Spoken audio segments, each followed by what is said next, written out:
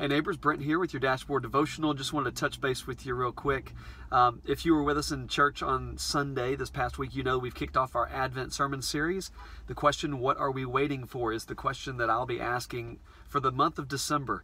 Again, this is a play on sort of two sides of this question. One, at Advent, what are we waiting for? We're waiting for hope, and we're waiting for love and joy and peace.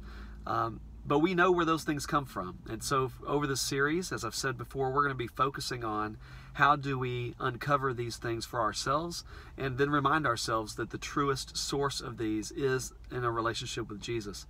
And then the flip side of that question, what are we waiting for? What's keeping us from taking these things that we have available to us and then making them available to the rest of the world, to our neighbors, to the people that we interact with?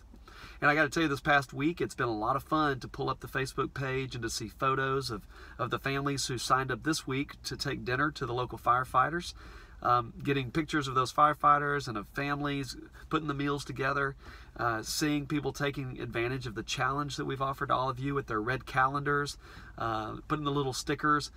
And I know, like for me this week, it's meant opening doors for strangers. It's meant bringing peace and comfort to those who are needing those things, who are going through difficult times.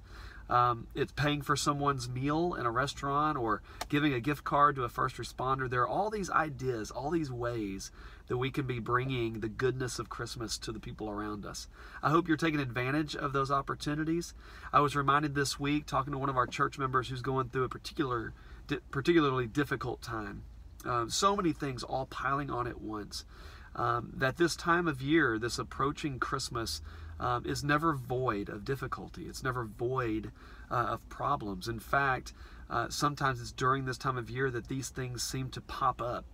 Was talking to this church member who's got a real difficult illness in their family, who also are facing the potential loss of a job.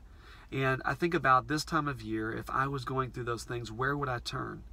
And the truth is, I would turn to you, to my church community. I would turn to God and to the confidence that I have in Him.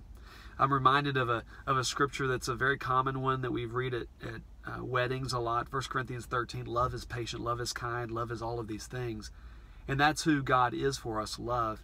But at the very end of that scripture, the writer, Paul, says, but these three things remain: faith, hope, and love. The greatest of these is love. And that's what we'll talk about this coming Sunday in worship, is God's call to us to receive love and to give love, to be folks who are recipients of God's grace and also ambassadors of God's grace.